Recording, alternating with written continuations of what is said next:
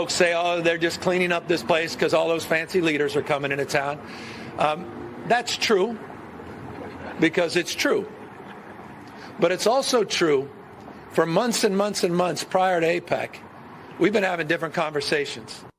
Anytime you put on an event, by definition, you have people over your house, you're going to clean up the house. You have 21 world leaders, you got tens of thousands of people coming from all around the globe. What an opportunity to showcase the world's most extraordinary place, San Francisco.